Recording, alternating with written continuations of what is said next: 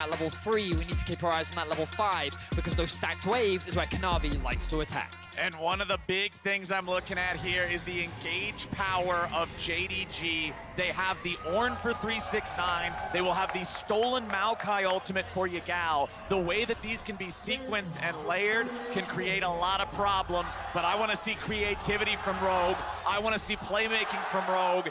I want to see aggro coming out of Rogue, because if we don't get it, they're going home. And Comp has got to be able to carry. This Rogue team has got to focus to the bottom lane to find success there. They need this Kalista to be able to carry, to stack the dragons, to actually have a win condition with this setup.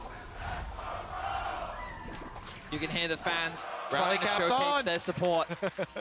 Remember that all the pressure falls on Rogue. Many European organizations have made it to the semifinals of the World Championship. The first seed of Europe has been a strong representative throughout past years, and now all that responsibility falls onto the shoulders of Rogue. And as we're waiting for minions to collide, remember the Prime Gaming has given away 150,000, that's right, 4 zeros, RP to several lucky fans every single day of Worlds. Head over to primegamingworlds22.com to enter and make sure to put in today's secret code to get some bonus entries. But now we're ready to go. We got junglers both starting on their top half buffs, so they should both be pathing towards the bottom part of the map. Kobe, can you make the minimap larger for me, please? Because I have to highlight got this you. early ward. Look at this ward dropped on the Wolf Camp and the red buff this time. They've caught on to what Malrang was doing, and they're like, let's see if we can get information on where he starts this time. And again, he usurps them. He says, no, you will never know which camp I am starting at. This is the funniest game of Battleship I've ever seen.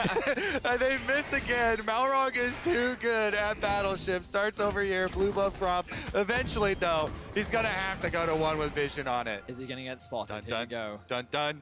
Direct hit! All right, they found him. Malrang has been spotted on the Wolf Camp, so JDG at least know what's going on. B3. Is Kanavi already in the bottom half of the map because he didn't clear his Krugs, only did a 2 camp clear in the top side, so he is a bit ahead of Malrang in that respect. As you can see, Larson just jumping underneath the turret and immediately snapping back, having to play this matchup aggressive, having to get this set up so that he can work together with Malrang to build these leads. Ooh. But you're seeing Kanavi walk over a ward here. He's looking for a potential play. He flashes into the tri-brush, but he's spotted. He's found. It's no summoner spell, but it doesn't matter, or does it? Kanavi in trouble. Malrang with a sonic wave, but the resonating strike don't hit right. And Kanavi, he lives! Oh my goodness, that vision play from Rogue was so good though. The ward over here sees him come in, they almost can punish. They can't quite finish him off, and Malrang wants more. He's searching for him. The final auto attack from Comp, it either went on to Hope or it went on to Missing a Cock. I didn't quite see who it was, but you could see it flying, and it just wasn't going to Kanavi. They were so close to securing first blood, but look at how much control Rogue have over the bot side of the map. This is the first time in this series that the Rogue bot lane 2v2 is getting that early push and winning out. And I love the evolution here of the preemptive work done by both teams. You know, trying to find Malrang there on the Wolf Camp. Meanwhile, Kanavi warded out. He has no flash. Okay, Kanavi, you're gonna have to play careful, buddy. I don't think that's your scuttle crab. And Malrang will be able to pick that one up. This is the biggest difference in any of the games so far. Hold on now. Comp's at 100 HP, but Comp got first blood 2v2. Trimby lands a slow, and Hello has none. A double kill to the Rogue AD carry. Comp had to win, and they do it for Rogue. Vetty, with their backs against the walls, a must-win game for Rogue. It is a double kill for Comp early. This is the Comp I am used to. This is the man that would win his lane domestically. They know they have the heal. He cleanses the ignite. He sidesteps the damage. Hope flashes back in. And then they know that with the support from Soraka and the consistent healing, the slow is applied. Comp lands the Q. Double kill for the bot lane of Rogue. The Trimby Soraka strikes again. Healing him up, keeping Comp afloat, hitting the slow to keep him in range, and both of the kills going into the hands of the Kalista. This is going to be a big problem for JDG. So again, the game plan, refocusing on Rogue's plan to win, their win conditions, stacking these dragons off this bottom lane focus here with the Kalista. You have the Rend plus Smite combination to actually implement this control. Well, Rogue now need to do the tried and true mid into bot. For anyone that is very familiar with any LeBlanc Lee Sin lanes, typically what you do is you oppress the mid, you throw out ganks, you get their flash, you do everything in your power to put as much pressure as possible, and then you transition that pressure from mid into the bot lane, especially with a winning situation like this, with JDG having no summoners bot. And look at the CS lead that Larssen has been able to build in mid lane. We talked about how he was feeling himself in the matchup against Jigao, and already in this matchup, he is putting the pressure on. Yeah, the LeBlanc against Silas early on, very abusive in the range. Also, though, every time we've seen this Ornn matchup into Maokai, the Brittle just so good here, abusing the Maokai early on, getting a CS lead here as well. 369 once again with another good pick here into Odo. But that mid lane, if they could get the flash off of Yagao and open up the LeBlanc to roam bottom, like you're saying, that would really further along their Dragon efforts, and Malrang's already here. Malrang and Kanavi will find each other here in the brush. Malrang with an instant snap trade there. Meanwhile, back in top, it's 369 getting feisty on him, forcing the flash out of the Maokai. Yeah, good job there from Odo, flashing away. You have to flash the last bit of the W of the fire coming out, or else you get the Brittle on you again, and it's the big combo. Larssen and Malrang, here they are. It's LeBlanc, it's Lee Sin, it's the rotation bottom, but they know that JDG is going to be expecting this. Instead, they're going to turn attention right back over to Yagao. They will not be able to lock him down or find the kill. That was so close, though. The chain going wide from Larssen there. Still, they get the flash off of Yagao. It should be a start on the Dragon. Dragon itself is leashed the Sonic Wave to pull it out of the pit. They do have the control ward in the back part of that. They've got Scuttle Crab Vision. They've still got that control ward protecting up towards mid lane as well. And with the control of bot lane afforded to them by Comp and Trimby, this will be an easy first Drake take for Rogue. I'm just... as someone that's been casting Rogue for the last year, it's, oh my god, Larssen, he could kill him here. Deciding not to overcommit, doesn't have any more cooldowns left, of course not running the Ignite. I just always assume LeBlanc's run Ignite, but now we see Kanavi looking to attack. He knows that Odo Omne has no flash. Odo has the ultimate though. He's just going to sacrifice this farm as they trade in mid. Okay, Yagao's trying to get a little spicy here. He snaps back to where he started with the stolen distortion, so Malrang's not able to find a punish. Odo Omne goes right back underneath the tier 1 turret here in the top side. It is already 2 plates taken at 7 minutes by this Ornn. Malrang's gonna find Kanavi here on his own blue buff, and now we're gonna get into a jungler versus jungler scrap. Kanavi, 400 HP. They want to fight over this buff. It is secured by the Viego, who now has his ultimate. He will still walk away. They know that Larssen is still hanging around nearby, but Kanavi can turn attention back up to the top lane if he wants. Maokai's still very low mana, but has healed up. Yeah, simple little smite timing difference there, allowing Kanavi to get the level 6 off blue. Yeah, I'm honestly surprised Malrang didn't commit harder onto the fight with Kanavi. There must be something here that he saw that I didn't. You see more trading down towards the bot side. Hope used the E. Hope's in some trouble. He gets out, but it costs his flash. Comp using his to try to make the move too. There's a window here where they could actually look to dive. Kanavi being on the top side of the map, they know exactly where he is. Once again, though, Rogue sacrificing this early Herald because they want to try and keep the pressure up here in the bot lane 2 versus 2. Okay, Dash Hope's once again silenced. I love the Soraka silence, man. It's one of those things that's so difficult to deal with if you're not used to playing against it. It's a rare mechanic in the game as Yagao steps right into the brush. It's an alley-oop, but where's the rest of the damage? Yagao stays alive. He keeps fighting. 1 versus 2. The JDG mid laner is just an absolute titan here in this fight.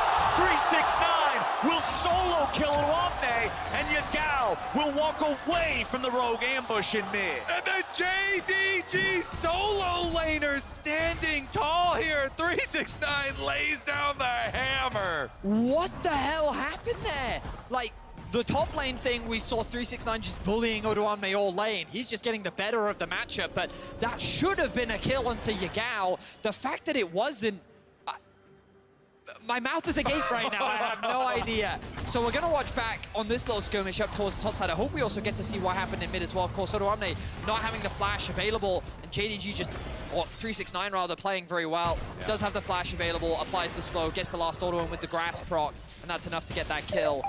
But Larssen, like, I don't know how he did not get that kill. That seemed like a surefire kill onto Yagao, and the fact that he walks away with that, Rogue should not have let that happen. We've got 2 mythic items in the game, and they are owned by the 2 men topping that gold chart that's on your screen right now. The Immortal Shield Bow for Comp, the Frostfire Gauntlet for 369. Ornn is just whooping on Maokai here in the top lane. Odoamne struggling to deal with 369 in this matchup here, and with the mythic difference, it's only going to get worse. Kanavi's making his way up here now too. There's no Ornn ulti, it's not recharged yet. Odo does have his own ult potentially ready to save him here. Flashes out to avoid the death, but still loses a big chunk of HP. JDG heavily investing in the top side of the map. They know that there's very little that they can get back from the bot side. If they try and force something, there's a good chance that Comp and Trimby can just get even more. So instead, they're trying to open up this top tower, which they'll do. Funnel more gold into 369, but also into Kanavi, another carry threat. Malrang now hovering around. We need to see Larssen roaming from mids to top if they want to try and win this. Sonic Wave over the wall. Malrang's ready to join. Odoamne gets the heal from the wish of Trimby. JDG will not be able to get the Herald into the second turret for another charge. 369 only just now about to get that cooldown back on the Call of the Forge God. So now we turn our attention to bottom lane again. The culling fired out by Hope. Not going to find a ton there, but at least whittles the health bars down a little bit of Comp. It's so funny. I usually love these games where there is top side carry versus bottom side carry. It's just funny that in this case, it is 369 on the Ornn, the tank, assassin, range DPS, mage, cleric champion that is doing the carrying. Oh, the root. though. It's still hit, but they don't have the follow-up to guarantee the kill there onto Yagao. Meanwhile, back in bottom, Trimby still working with a little bit of an injured health bar. Comp continuing to chase these guys forward. There's the Nami ult, there's the bubble, but there goes Hope, and it's Comp getting another one. 369 makes his way into the bottom lane now as Trimby looks to protect the carry. 369 goes in again. The bubble locks him down, but Comp stays alive long enough only to be killed by Kanavi. Malrang and Trimby trying to get away. They will manage to retreat as kills are traded 1 for 1. It does not matter what 369 plays at this year's World Championship. He will find a way to carry on anything. Game 1, it was Gragas. Game 2, it was Gwen. And Game 3, his Ornn is running amok on the ring. What a monster, and they're not done yet. Turning their eyes towards the objective here. That's 2v3 as the LeBlanc has mid push and Larsen's on the way. The ultimate from the Maokai, just barely not enough reach there to stun Kanavi at the end. 369 coming in. We're going to have ourselves a smite fight. Trimby's dead first, and Kanavi's going to get the kill. The Drake is claimed by Rogue, and now Odoamne has to try to get away from 369. Kanavi goes over the wall there with the Heartbreaker, but the damage doesn't connect onto the Rogue top laner. Maokai makes his way back underneath the turret, but will it be enough with 369's low health bar? Yes, it will. Nice little bit of thievery there for Rogue to be able to get the dragon for themselves, and the teleport in, though, might be a teleport into death. Larsen's got to get out of there. Yeah, Larssen is immediately going to decide against that one as JDG have plenty of manpower down here in the bottom lane. This is going to give Hope a chance to catch up a little bit in the gold. You can see he's down 1,400 compared to his counterpart. Now, with some of the JDG players back, Larssen sees the opportunity to step forward, clear out the wave. Malrang and Trimby, they're going to run right past the control ward there. Larsen's in a lot of trouble. Larssen gets away. The wish heals him back up a little. Malrang's ready to go. Alley-oop! Larssen gets the kill. Larssen will finally get his first kill of the game. And Hope overextending a little bit down on the bot side of the map. He didn't have the support from the jungle that he typically has.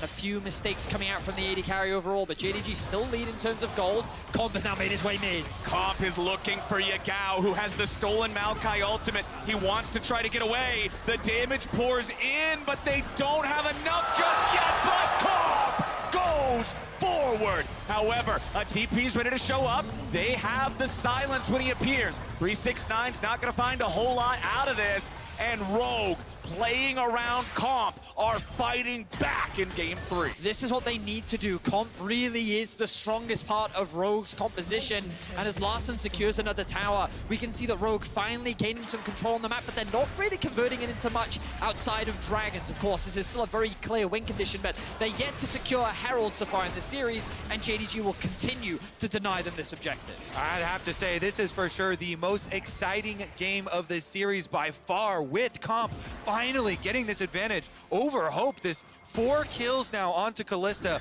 All eyes, look at the clock. 2 minutes, 40-something seconds left on the next dragon. This is a very quick pace for your Dragon Soul. Exactly what you have to do with this setup from Rogue. Exactly. My eyes are not only on that dragon clock, but the clock in general. 15 minutes in, the gold is dead even despite the kills that we're getting onto comp. So I need to see Rogue not slow down. They gotta keep this up. They gotta keep finding windows, and they gotta keep pushing the game forward. And you wanna know where that gold difference lies? It's the top jungle once again. We saw it from them in game 1. Kanavi and 369, this power duo. Even when they were on the Gragas and the Graves in game 1, they're on champions that can look to carry in a very similar way here in this game. And 369, the best thing from JDG's perspective is Kalista is arguably not the best tank killer. She doesn't really build that many armor penetration items. She can build a lot of Ren stacks up against them, but this Ornn is going to be a menace for Rogue to deal with, especially with only a LeBlanc and a Kalista on their side. Yeah, and you can already see Larson, you know, going with the Leandries here, trying to help out somewhat in some of the frontline killing there, because 369 has been all over this map, trying to take his advantage from topside and pick up the rest of JDG to get back into this game. You think of a roaming top lane carry showing up all over the place. Generally, you think of Fiora, you think of a Jax, you think of one of these fighters, right? One of these main character types, but instead, nope. Just Ornn having a good old walk around Summoner's Rift, showing up to cause some chaos. Comp still mid, Trimby always right beside him. They know that they cannot leave this Kalista vulnerable, ever. I mean, yeah, you guys saw it on your screen. Kanavi has like the highest gold on the side of JDG. He's almost completed his Blade of the Ruin King. He's in a prime position to be that carry threat once more. And you look at Malrang's itemization, only an Umbral Glaive. Last time, in the last game he was playing this Lee Sin, he was running the Turbo Chem tank. So he's just looking to be that front line, and JDG, they're not slowing down with their aggression. JDG ready to summon the Herald here in mid lane to take out the tier 1 turret. You saw as Rogue was clearing through the jungle, the Wolf camp, they were all left at 1 HP for Trimby to take them. I believe Rogue is trying to get him his mythic item online in time for this fight, and right there it is. There's the Moonstone. And look at this sweep here from JDG. Kanavi goes into the jungle before the dragon arrives. 30 seconds beforehand, JDG sweep away all this vision that Rogue had behind the dragon and replace it with their own wards. Very quickly and nicely done for the setup here. And now JDG setting the stage for the fight over dragon number 3. They really want to deny this stacking from Rogue. It's really been the name of this series. JDG and their objective setup combined with their team fighting has been unrivaled. It was what allowed them to get the better of Damwon in the group stage, and they're getting the better of Rogue now. But this is the best scene, the shape of Rogue we've seen so far in this series. Let's see if they can get a good fight against the LPL first seed. It's got to be on Comp to do the damage. Yagal's going to take a little bit of hurt there from Larson in the bottom side, but Trimby getting caught out here a little bit. Comp saves him there with the ulti, but now that is one of those bailout mechanisms not available for the ensuing fight. 369, keep your eyes on him for the big engage. Comp's going after Hope. Comp thrown up into the air. Comp is down, and JDG make it a double. 369 and Yagal both hit him with those big ults. The Ornn ult and the stolen Maokai ult. Comp gets annihilated, and that means JDG will put a stop to the dragon stacking. Comp had no flash, there was no ultimate to take Trimby to safety. JDG are just team fighting gods. We talked about the threat of this Sylas when played into the Maokai, and they showed it once again. Larson goes over the wall. They don't want to give this away. They shut down the enemy jungler. Malrang looking to secure the Drake now, but he's going to be killed. No junglers, one Drake. JDG still get it. Oh my goodness, my heart was beating there as every jungler going down. In the end, they pick it up anyways. For JDG, they still get their prize, and the hopes here, it just slips through the fingers of Rogue. It's the map setup. The difference in terms of JDG's approach to how they control space is just so dramatic, and as well as allowing them to get the edge over Rogue every single time. And until they find a solution to this 369 problem, we're going to keep seeing fights like we see right now. And you cannot get that close. Comp cannot go that far up into mid lane when you're facing these huge engage ults. It is Maokai stolen ultimate, Nami wave, and Ornn ultimate all over him. So as the AD carry up there very far in the mid lane, JDG see that, they immediately pull the trigger and blow him up. JDG are so ruthless in the team fights, and they're going to continue to look for opportunities. Frustration really starting to mount on the shoulders of these Rogue players. Of course, this type of situation, Rogue, they have been able to find one reverse sweep against Fnatic earlier on in the year, but this team is not known for their reverse sweeps. With the pressure continuing to mount, and perhaps their world's journey ending, they're going to have to pull out all the stops to have a chance to go toe-to-toe with the LPL first seed. The pressure continues to mount and the clock continues to tick forward and forward and forward. Ornn continues to scale. JDG continues to scale. And remember how much we talked about this is all in on early for Rogue. They all in on the early comp. It goes better than any game, any look we've seen for them so far, but they're still down 1,500 gold just about 21 minutes in. Things are looking tricky here for the European team. 369, he sees them go right into the river, and they're ready to go. JDG firing off a tidal wave now from the Nami, but Rogue do a good job disengaging. Yeah, great silence this time from Trimby. Hits 369 so he can't reactivate the Ornn ultimate and find that pick for themselves. Regardless, though, it's still a split push victory for JDG. Yagao on the bottom side, that Silas gets the tower and gets the wave all the way into secondary. Rogue have 2 teleports, and they're not leveraging either of them. Yagao has all the time in the world to push this bottom lane all the way in. The top lane is also slowly pushing in their favor. Like, JDG are happy to have Rogue just sit here in mid lane and waste time. And the ultimate from 369, I'm not even sure they were trying to force any fight. They were just trying to look for summoner spells, maybe burn a couple ultimates. Overall, JDG had way more control of the map, and Rogue, they feel like desperation is starting to claw once again. They're kind of looking for that fight that they just can't find. And it's such a problem because you cannot afford to have a bad call, to have a bad fight. I feel like one more big slip up and they're totally going to lose any sort of a handle, any sort of a chance on this game. So the next moment that happens, it's got to be a good one. Here for the side of Rogue, we still want to see some of that teamwork out of Larssen, out of Malrang to find these targets to blow somebody up, but it's just not being dialed in enough as Trimby will be forced back out of his own jungle. Sonic wave from Malrang doesn't hit anybody. And this is where we start to see that JDG vision choke that we've seen twice already today in the previous games. Exactly. They're setting the stage for the Baron bait. If they can make Rogue funnel into them through these smaller corridors, then guess what? You cannot even dodge Ornn ultimate, Maokai ultimates, Nami waves.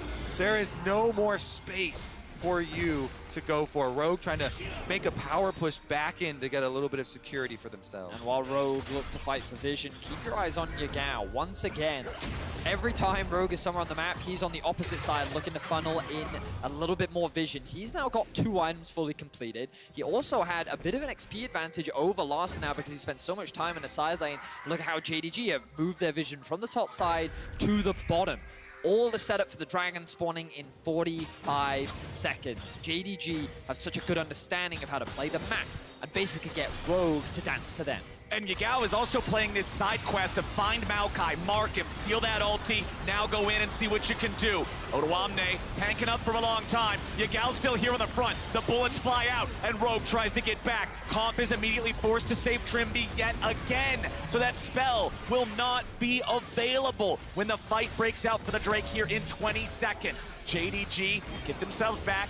Kanavi still waiting on top of a ward, gonna clear that out now. E2 from Yagao, not going to find Malrang as Comp goes in looking for the damage, but Yagao goes over the wall. Comp is low, but Trimby's able to save him. Larssen has no angle into the fight. Kanavi still waiting on the wings, waiting in that smoke, looking for an ambush opportunity as Rogue stay together. Larssen jumps in, he snaps right back out. Yagao stealing away the wish now to be able to bait Rogue in a little bit further. We'll see if Rogue can make it happen. Larssen goes for the damage! Larssen gets hope, and Rogue have a 5v4. Malrang backing up, 369 jumps in, but now he's silenced. Rogue are on the attack, and 369 is on the retreat.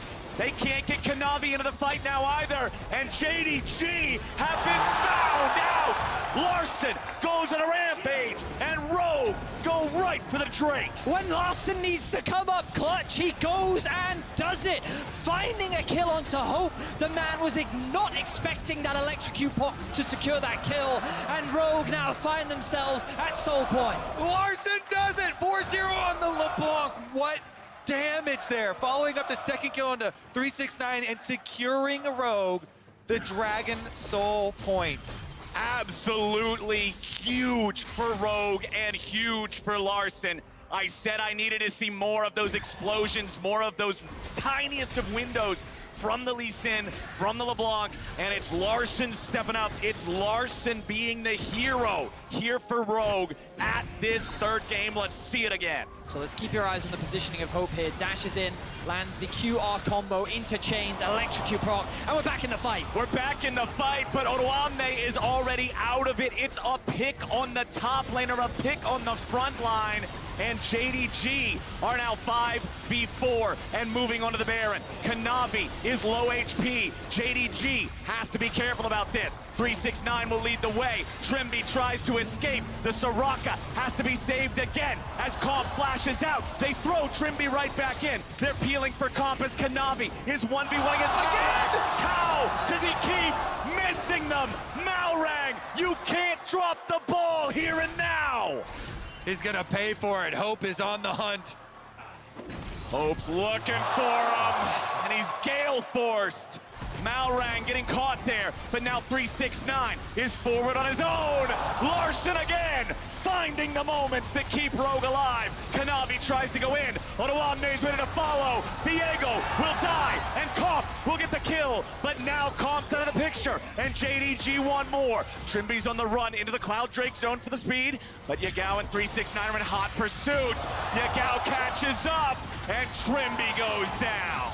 So many small mistakes coming out from Rogue, and JDG is very quick to capitalize. If it wasn't for Larson, these fights would be a lot more one-sided. The only good news for Rogue is that JDG can't convert this into anything else. Kanavi falling means that there is no Baron card on the table, but you can see how much of a threat JDG still are in the 5v5. Larson doing everything he can to drag them further in this series. 10 stacks on his Darksteel. 5 kills here. Death cap is done. Hope he'll survive on that one. The chain from Larson not connecting. Enemy AD carries at half HP, so Rogue are confident enough to push out the rest of this wave. Larson is just fighting his heart out to stay alive here. You can see the initial fight. Remember that it was Odoamne that got picked at the start, and Rogue is just trying to run away. Comp basically flashes in a straight line, but the ultimate is good to buy them space. Then we see Malrang. This is an opportunity for a kill, and he misses the Q again. The pressure getting to Malrang. He ends up losing his life off the back of a Gale Force from Hope. And then the fight continues. Yeah, down through the mid lane. They find the knock-up onto the Soraka, but missing here. Too close of Larson assassinates him. Then on the distortion back, they think they can actually chase him down, and that kind of baits Kanavi in to dying in the end as well. It's just that the further chase through here with both carries up, Yagao and Hope running behind 369, they can chase forward into the jungle. Yeah, that's a facepalm. That's a rough one there from Malrang. You know how much you want to be able to secure those things, which should be guaranteed with the kick into the queue. But it's now a little bit over 1 minute before we get to what would be the soul if Rogue would get it. But I will say that what a performance from Larson 2 years ago when he debuted on the international stage. There was so much criticism around him, so much skepticism that he wouldn't be able to compete internationally. And the whole perception around him is that he's only a control mage player. But we might have to stop that point as Malrang, he's setting up for a sneaky play here. He did see Yagao, but he might be too far away from his team. Yeah, there's no way he can go on Yagao. That is a Silas victory in that 1v1 10 times out of 10. So he's just gonna stay behind enemy lines, stay on the flank. But the problem is, those enemy lines are moving forward. Okay, I was curious as to where Larson was going. He went to get level 16. Malrang has done this before. He just lies in wait for that perfect opportunity. And with the dragon spawning in 25 seconds, Rogue is looking to contest it. What he wants is the play onto Hope. Malrang is hoping he can get behind him. The Lee Sin with no flash. That is the target. If you have the patience to wait for it and make the game-saving play, Larson using the sweeper. As soon as he sees the outline of the ward in the brush, he immediately snaps back to his previous distortion point. Malrang still waiting here. He does not get figured out by the sweeper of JDG. Yagao and Larson here in a 1v1. Larson has to get away, but that's the difference maker for Rogue. That's the guy they need in the big fights. And now Comp and Trimby and Odoamne got to be a little bit more careful. Odo already using the flash, already using the Maokai ulti, but Yagao also used the stolen one. They still don't know where Malrang is. Still in the jungle. He's taking the blue buff! That was the mission all along! And now Kanavi sees, wait a second, what happened to my blue buff? Haha! Now you see him, now you don't! Malrang finally exfiltrates the hot zone, but JDG will earn themselves control over the river, control over the Drake, and they will stop the soul stack of Rogue. 30 minutes into the game, 2,000 gold is all that separates the two teams. Oh my word. It's incredibly tense, but it feels as though JDG is very quickly reclaiming control over the map. They have the gold lead, a small one, but they have it. The levels are matching with their opposition. The items are really starting to come through. Yagao is looking for a play. He knows that Larson doesn't have flash, whereas he does have that advantage. And hitting that level 16 himself, he is feeling confident. JDG is in a position in the game where they know they can rely on their incredible team fighting talents. Yeah, JDG reclaiming the map, but not that blue buff, though. Not that blue buff, that is quite right. Not that part. Malrang has had enough buffs stolen from him in one series that he will get something back. All right, Rogue digging in, trying to defend. There's no Drake to play for 4 minutes, but the Baron's alive on the map. And JDG move into the blue side jungle of Rogue to control this vision, control this area. They've swept out everything. They've placed wards of their own. And 369, he's just a big old worm on a hook. He's trying to bait him into maybe going in after him, but they'll know better. Teleport coming in now for the side of JDG, so they can all group up mid and be ready to go. Calling flies out. Ornn ulti goes. Comp with the save into the stasis, into the flash to get away. The wish goes out. Rogue is in trouble. The damage continues, and Kanavi gets the kill on Comp. Trimby wants to try to save Odoamne, but he cannot do it. A double kill back over to Kanavi, and JDG have found 3. You just cannot out-team fight JDG. If they are alive, they will find a way to outplay you, and they do it once again. The base is beginning to fall, and JDG is looking to make it to the semifinals. JDG on the victory march. It is Larson and Malrang against them all. Yagao goes in for Larson. He won't be able to find the kill, but he knocks him low enough that he can't defend. Malrang gets picked up. Kanavi will not die. Nexus turrets fall, and the #1 seed of the LPL will eliminate the #1 seed of the LEC. And